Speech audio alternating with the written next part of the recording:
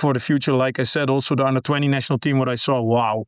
Last window now against Poland and Latvia, he really looked amazing. I don't know what he tried. I think he just tried to tip me. Okay. Guy made some off-leg floater. I think wanted to go off the backboard, and Puttel just came in, and Guy told me that's something I never see like that. Special times, need some special things, and that's why we welcome you in English today. And because we wait for the game Austria against the Netherlands, we of course have Horst Leitner and Roy Dorleijn today with us, but we also have a special guest with us in Koen van Gerwen, which we also welcome to our podcast. Thank you very much. Thanks for having me, guys. So 2 Dutch guys with 1 Austrian and 1 German. Who would have thought that this constellation will happen? So you guys are outnumbering us, and I think all can't wait for this upcoming games. Horst, what do you think about those games that will coming up now? First of all, I don't feel outnumbered. I think I got the strength to take up at least with Koen, because with Roy it's not a problem anyway. I know all his tricks and shady plays already, so he can't do shit to me. But no, I think it's a good thing. It's gonna be excited weekend with the 2 games coming up. I think we are a little bit more under pressure than the Dutch team. I think their results is helping them, and we're really under pressure to deliver these results this time. And it's gonna be a fun thing. I think Aramis really needs to go and search deep in his pockets for tricks, because we're probably gonna need them a lot. Yeah, Roy, we already know, but Koen, I think nobody really knows a lot about you. So I would... in Austria. Yeah. So I would ask you to maybe introduce yourself a little bit to our listeners and viewers, so they get to know why you are the expert today. The expert, that's always difficult to say, but I was with the national team Netherlands for the last 5 years. I was assistant coach. And I'm also, this is my 3rd year as being a head coach of the junior national teams. So I'm coaching under 20. We actually played a really talented Austrian team last summer, which, I don't know, maybe underperformed a little because they really look talented. So I've coached, let's say, all of the guys from the Netherlands for multiple years, either in youth or at the senior level. Yeah. You ever had a good assistant coach on your youth national teams? Sorry?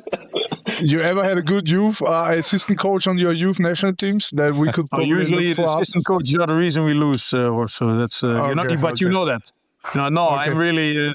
Roy is really. I really consider. I don't have a lot of, let's say, basketball friends, because it's a tough world. Basketball world is competitive, and I really consider Roy one of my friends and one of the, let's say, loyal people. And it's difficult to find loyal people, and I think Roy is really loyal, and I really appreciate that. And we can talk about basketball. Obviously, we cannot talk about football because he doesn't know anything about that. But okay, that's another time. Roy, I think that's the first 1-0. With the 3 of us. Get him out. Yeah. So what's that football background then? Now I need to know it, Roy. Tell us. What's the what? The football background. I'm supporting the real club, and Koen is supporting the farmer club who got too much money because Philips is there. Okay. You see, Marius. I don't need to worry too much. They fight each other. I see. I mean, now I want to really know, like, which clubs are those? Probably Feyenoord and Ajax or something? No. Why you unite them, Marius? Why you unite them now again? We got one. Obviously, we got one common enemy. And that is Ajax. There's no question about that. Oh, luckily you got one common enemy. Yeah. So, and which is also fun, because the other assistant coach that we had in the summer that we worked together, Roy and me, Xavier, he's Ajax fully. How you survived that year? All Ajax guys are quiet. That's good. Yeah. Yeah, but we don't want to speak a lot about football anyway. We want to talk about basketball. No. Like you guys said already, we talked with Roy a lot in our last preview about those Netherlands matches. Koen, you were now on the sideline in those matches, so maybe you can tell us a little bit on how do Dutch people like see the Austrian basketball? So I wasn't an assistant coach anymore in the last window for the national team. So I quit in summer October. But I think there's been a let's say a new start with a new coach. Obviously we had a summer program which is good, and I think obviously our talented players are starting to get a little more experience. Kai van der Vurst, Franke. I mean, those are guys that are playing in top competitions and are performing every week. So that's really good for us. Now, like you guys with Jakob Puttel, we don't have let's say the top guys from the NBA, but I think that's everywhere. I think only that when I look at the rosters, I try to compare the rosters a little. I think we're a little more, in a way, as a total package, as a total team, a little more experienced maybe. So you have some really young and really talented guys. And then you have, like for Josovic, you have some really experienced guys also. I think our mix, let's say the 25 to 30-year-olds, 31-year-olds, I think that's where we're looking at the future now, and we can do something. So we're strong there. So on this moment, I think Austria is a, let's say, underdog in the upcoming games. Yeah. Roy, brings it also a lot of trash talk to you and Horst? No, because I think Horst knows that we are better. So he knows his place in this games. I told you already, I'm not worried. As soon as we're over the half court, we're going to compete. Yeah, but you will have struggles to get over the half court, I think. Yeah, that's a different story. I think that's going to be the main thing. That's going to be interesting to see how you handle that. Because I think our guards are good, right? Yeah. No, we can. Look, we for sure have players that can pressure. We for sure have players that can pressure, and the style of the coach is like that to pressure. Now, obviously, there's always problems in implementing your style in the windows, and I think because of that, the summer has been really important to implement that style. So instead of teaching things, you need to remind players, and I think that's an advantage.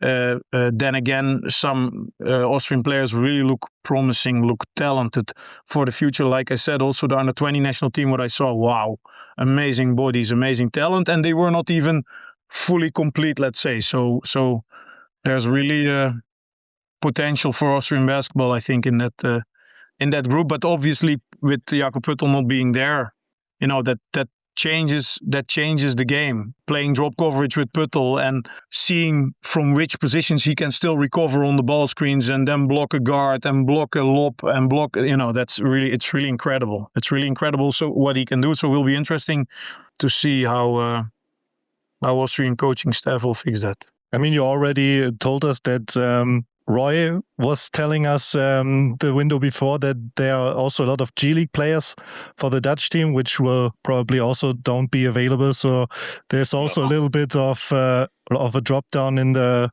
talent-wise in the Netherlands team, right? Compared to the summer, yes. Compared to the last window, not as much. Generally, the players who signed the two-way deals, they're not allowed to be in the windows as well. So the G League guys, you might still have a chance, but the guys that are just playing G League, but once they sign a two-way in the NBA, it's just contractually they're not playing. So I think the 14 were already 15 were already announced. Also, like I think the 13 of Austria were now. So we have Van der Vurst, Ververs, and Williams at point guard, Franke and Hollanders at shooting guard. Zuidema, Troy Koeler en Van de Elze at small forward, Kruithof, Stolik en Van Eyck at power forward, en David de Gusan, Nathan Kuta en Lucas en Gusan at center, and they'll select 12.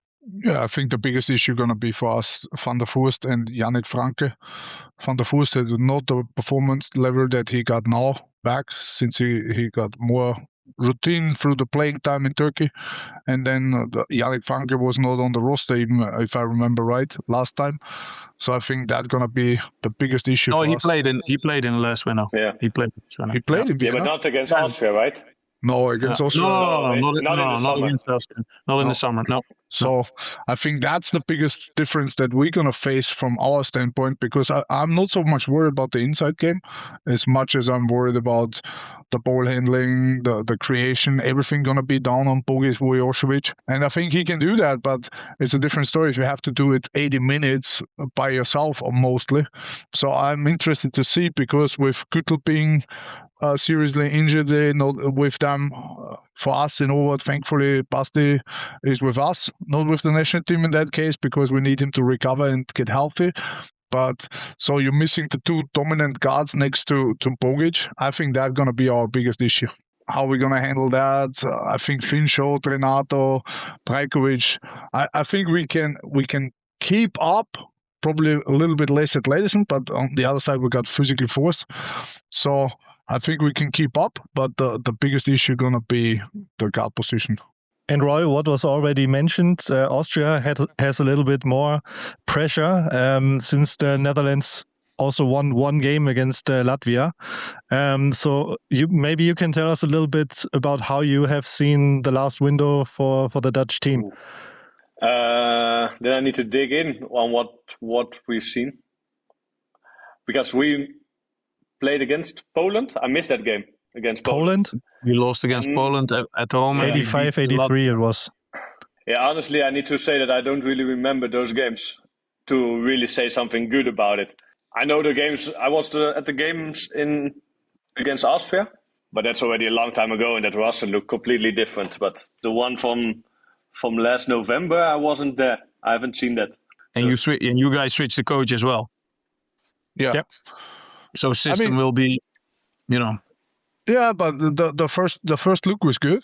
I liked it. I think we were more competitive in certain ways, but the biggest issue gonna be, first of all, he's coaching a club as well, but he's not coaching like Rojakas in the BNX. He's coaching in Slovakia, so he's not in the Austrian league. So your summer opponent Danek takes a lot of these responsibilities. So that's one disadvantage a little bit, I would say, for us, that he's not so much in the league, because he got a lot of work too himself. And that's one thing. And the other thing is, I think he did a good job, but still the consistent lack of having everybody there is the biggest issue if you get a new coach in. And I remember the struggle Van der Voest as an example had at the beginning with in that window last time. And last window now against Poland and Latvia, he really looked amazing. And I think that's for us too. Now we lost Basti out of the Austrian national team as a point guard. That is a lot of leadership that gets lost. So it's tough. I think a lot of young talents, but I don't know. I hope it doesn't go down the Austrian way where we say, yeah, but we need to improve and all that bullshit again where we don't try to win. That drives me nuts at the moment already. I hope it's not like, oh, yeah, we are young, we need to learn. When are we ever going to learn anything if we don't start trying to win? No, and that's part of the development, Horst. Development now is winning when you play for the senior national team, that's for sure. Yeah, sure. I also think that's a big topic. Like you said, in summer you played under 20. You expected a real tough game, and then you won that game where you thought, okay, probably it's most talented roster we had in a long time. And also I remember everything was like, yeah, good. Fuck what? So I think it's gonna be a tough lesson for us. I hope we succeed, because then I can make a lot of fun of Roy. We're gonna do another podcast, and I'll probably bring down a bet, something like where he runs around in an Ajax shirt or something like that. That would be amazing.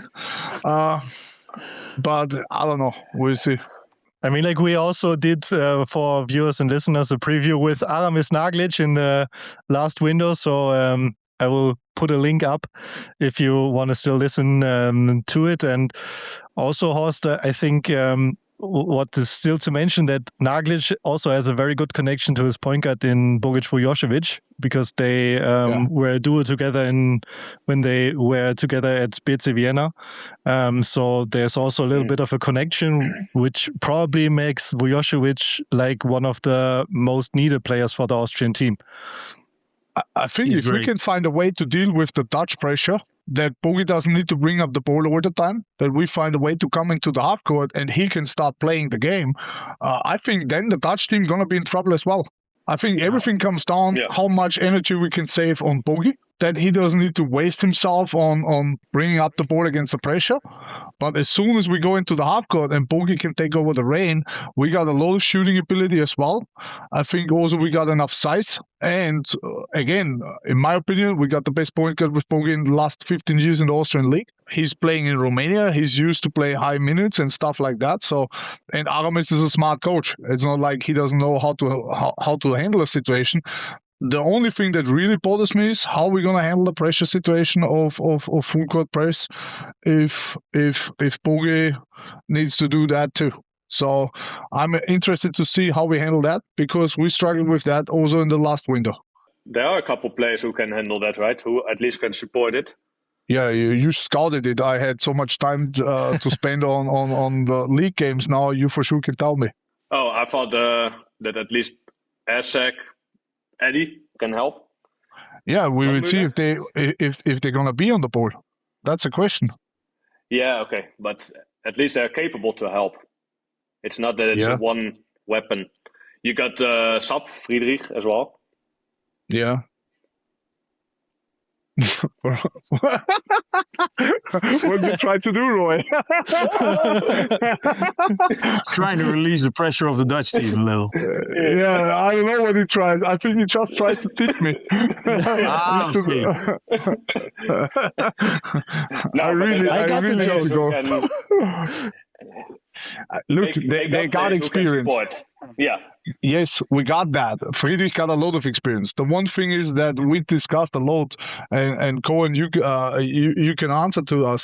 The one thing that is outstanding on the Dutch guards, in my opinion, is the physicality they have. Yes, I think they're all physically athletic bodies, and that's the only thing we don't have.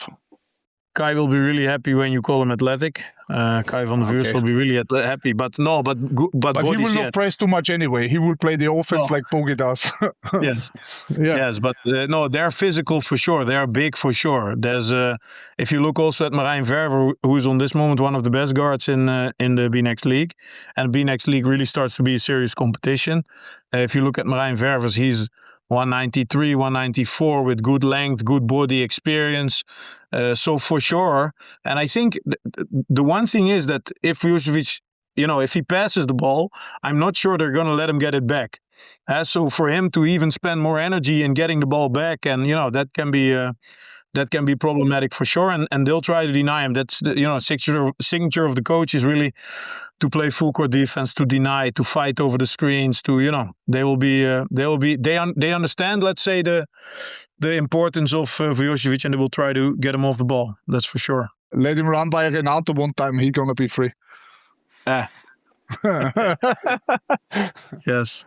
But that's also something that Roy told us last time, that it's a very physical game that we can expect from the Dutch team, which with a lot of pressure and also like a very physical defense. So will it maybe also be like a defense-focused game, or is it also a game that can turn into a shootout? No, I think can. And I think you guys also have the players for that. There's enough shooting on the Austrian team. There is shooting, but I think that's one part where the Austrian team has an advantage. Even though the playing style of our coach is also shooting a lot of threes.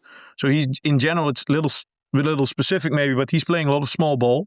So he'll play with general players with the profile of a position 3. He'll play at the 4. And they'll play a lot of top pick and roll, side pick. They play a lot of pick and roll in general. And if that transition game opens up, and if that full court pressure opens up, generally there will be turnovers and can be an open and I think it will be an open game. Our coach is really, he likes high possession games. So I think one of the things that the Dutch team needs to control also is to not be in rotation, because Vujovic can really find players when teams are in rotation, and on that moment when you come with this type of shooting, what the Austrian teams can have, that can give a lot of problems. There's no substitutes for making shots, so you can do everything well, but if a team makes 10 or 11 threes, it's a difficult game to win. But I agree with you. I think that's for us. It needs to, from my perspective, I think it's exactly the opposite strategy. We need to take care of the ball. I think if you can't run 2-minute transitions, if we take serious shots, not just shoot to shoot, and then we really can use the shooting power, also with the combine of the inside presence we have, because if he plays a free on the 4, I'm not sure if a free can handle Finn Schott or Renato or certain things on the inside, also with Renato's capability to spread the court on shooting. I think that could be a thing for us, but again, then we need to take care of the ball. We can't have that leisure behavior of, we got a turnover, because then all the advantage is going to be on your side. If we can make it a half-court game situation where we play good defense, run up, not there, execute, I think then we got a chance. And I think that's going to be interesting. Who have the mental capacity to execute for the longest period of the game? When we looked at the last 2 games, it was a 65-64 in the Netherlands between those countries. And in Austria, the Austrian team won 83-70. So home court advantage can also be like a thing, even though Horst already said like Austria needs 2 wins. Roy, I think in the Netherlands also the fans can be a factor. Yeah. Do you know if it's sold out in The Hague? I think yes. I think there weren't any tickets. It can be a good factor. Yeah. Is it a good arena? Yeah, 4,000 people. Yeah, it's not quite bad. Nice. Yeah, It's not bad. good facility. Really, really good atmosphere. Really looks professional. Yeah, really nice. The versus thing for Austria is that Roy gonna be on the plane back and forth with the Austrian team, so he's gonna be a mental pain in the ass to the Austrians. I booked a different flight to let them relax. Yeah, and you're gonna be behind the bench in the gym and yelling all the time, Renato! yeah. That's my role. Yeah, you better. No, but last time they played pretty well in The Hague. It was not. Austria was not bad. Also, not when they lost against us. No, and even Landesberg, of course, but. Okay, but Landesberg in the end, in total, wasn't great in the first game. Because he came in, I think he came in 2 days before the game, or something like that. Both teams were bad, because also our G League guys came in, I think, 5-6 days before the game. So, Also, if I'm correct, like this game was quite tight, because Austria, I think, if I'm correct, they also had the chance to win it with a last-second shot. Yeah. So it was really like a 50-50 game back in the Netherlands. But we both commentated the game in Vienna together in Schwechat, and one thing that is different is what Jakob can do on defense for us. That's a fucking different league. That's a universe. He can play defense for 5 guys at the same time, it feels sometimes. It's crazy. That's what we also said, like, even without the 3-second violation on the defensive side, which he has in the NBA, he's even better because he can, stay under the basket and block like everyone. Yeah, but that's the thing. Yeah. He's not just under the basket. Yeah, exactly. Yeah, sure. That's the thing, you would expect a guy like that, but I think the mobility and getting to ball. I remember I think Kai made a floater, and I talked to Kai after the game, and Kai made some off-leg floater, I think wanted to go off the backboard, and Puttel just came in, and Kai told me that's something I never see like that somebody, pins the ball off the backboard on those situations. So he's really, and that's what I'm saying. If Austria can also stay out of the rotation, and with Puttel you can stay out of the rotation, because he's playing defense on the pick and roll. He's controlling the pick and roll. That's so. I'm curious how that will now work, and that's interesting. Plus, the shot making of Landesberg was really impressive. Yeah, was really impressive. Almost unguardable when it's unguardable when he gets to that zone. The only thing you can do is foul him. You got that too with Yannick Franke. Yes, that's for sure. If he goes lunatic, nobody can stop him. No, that's for sure. And I think what Franke really has is that I think what we saw in the last window is that he committed to the system, let's say. And coach knows how to use him to bring him off some pin down situations, ATO, and Kai knows how to find him. So Kai, because of Kai's let's say gravity in pick roll situations, because he's so good at finding the roller, at the rim or finding the roller in the bucket, he always they and Kai is great at finding outside pass in that case to Yannick. And on that moment when there's a closeout situation with Yannick of 2 meters, that's already a problem. That's an open shot for him. So yeah. Yeah, so I'm super happy, Marius. We achieved already the first thing. They put themselves in the favorite role. Now we're gonna take them over, and they're gonna make a lot of fun afterwards when we win that shit. I don't want to be typical Dutch and talk on that way, but I think when you look at the rosters on this moment and what Austria doesn't have, I think it's even though I think, for instance, Brajkovic can give us also a lot of problems. That physicality with that level. Yeah, he's smart too. He got a lot of length too. But again, for me and Roy, we discussed it a lot because we had a lot of fun of that topic already. It's going to be half-court line. We got over there, you were in trouble. Yeah. We don't get over there, we are in trouble. Yeah. So we all already talked about some names. Maybe Koen, you can give us like maybe 3 names who are Austrian fans maybe can have a look on if they watch the game on TV, on who they can focus from the Dutch team, who are like the go-to guys this time. Well, I think there's 2 main go-to guys, let's say, if you want to say it like that. So there's Kai van der Vuurst and Yannick Franke. I think that's clear. And then there's 6 or 7 guys who might make 4 threes.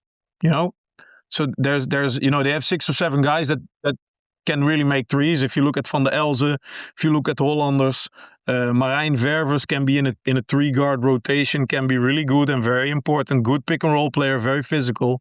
But I think on this moment, if you want to focus, I think focus will be on Kai van der Vuurst de Vries. Really, he's, I think, one of the best young pick and roll players even in Europe on this moment. Really, with that vision, with that passing ability, with that also physicality to put players on the screen. So he makes an advantage early.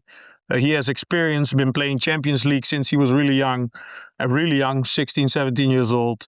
So him and Yannick Franke, obviously. Yannick Franke, scorer on every level. Everywhere he played, he's a scorer.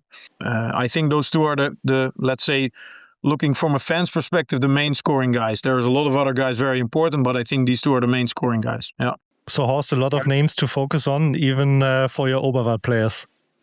Honestly, I don't care because I don't need to focus on it. So I'm going to go there, enjoy it, and if we win, I'm going to dance in front of Roy when he comes back. I'm going to present him a nice red-white jersey with a Greek god on it and put it on his table if we win both games. As a gift to him. I'm leaving the week after already. So. Yeah, you can take it with you to the Dutch team. I haven't booked a flight back to Oberwart after that. So if you, I'm gonna send you pictures. You know what would be like a very good video idea for our viewers and listeners if we do like a vlog with you 2 going to one of those games and then having in the end like one dancing in front of the other. It would be really fun if we go in Vienna and then afterwards in Den Haag. But the truth is, that's too much time to spend on a dance. Yeah. And honestly, I don't want to see how Roy dances twice in front of me, probably. I'm not sure if I can handle that really either. want to see that. I will pay for that video. Okay, we got a sponsor. Let's do it. I'll pay for that video. You would pay for it, but we can say like a subscription on YouTube is for free. So if someone wants to support us, then it's for free. You don't need to pay for it. Even if you want to see such an idea, maybe one day become true. But for now, I think it won't become true. Even though everyone, I guess, would love to see this. Yes. So all over, what's your approach? How you would see the end results going? What do you think? How the game's gonna end up? The predictions? There we go. I think looking at it logically, I think the Dutch team is stronger. So I think we but get in numbers, come on, my friend. Oh, I don't know. Give me let's say a +7, a +7 in Den Haag, and a +3 in Austria. You're a nice guy. We play first in Austria, so I say +2 in Austria. And I don't want to for Austria, and I don't want to say what I think is gonna happen then in Den Haag. Why I leave though? that to Roy. Roy, you're gonna do the prediction for Den Haag. Vienna, I think +3 for us because we let it go a little bit. We For keep you Austria, alive, you mean? and then no for us. Us is my own country, and then in The Hague, I think +12 for us.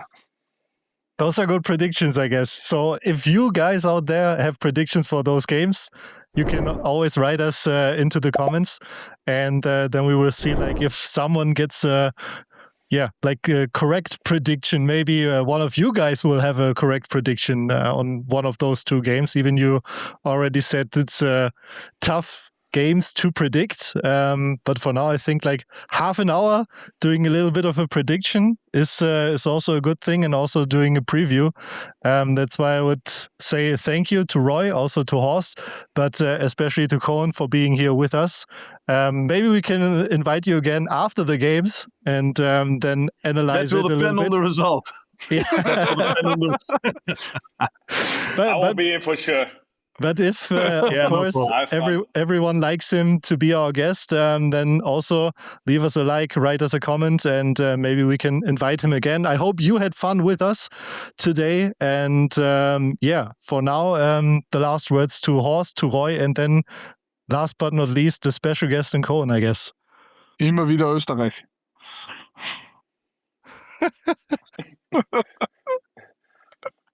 I have no clue what you just said. Oh, that's what the Austrian fans always chant when Austria is winning. Yes. Do we have that in the Netherlands? We don't have that, right? Yeah. What? Go Austria is it in the Netherlands? Hup, Holland, hup. Oh, that's terrible. Yeah, that's bad. Thanks for having me, guys. Thanks for having me. I need to visit you guys anyway there. I need to visit this Roy to see if he behaves like a normal way to Horst, because, No, it's inappropriate all the time, but I'm a sports director, I can handle it.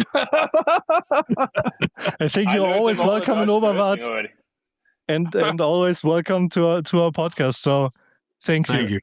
Thank you very much.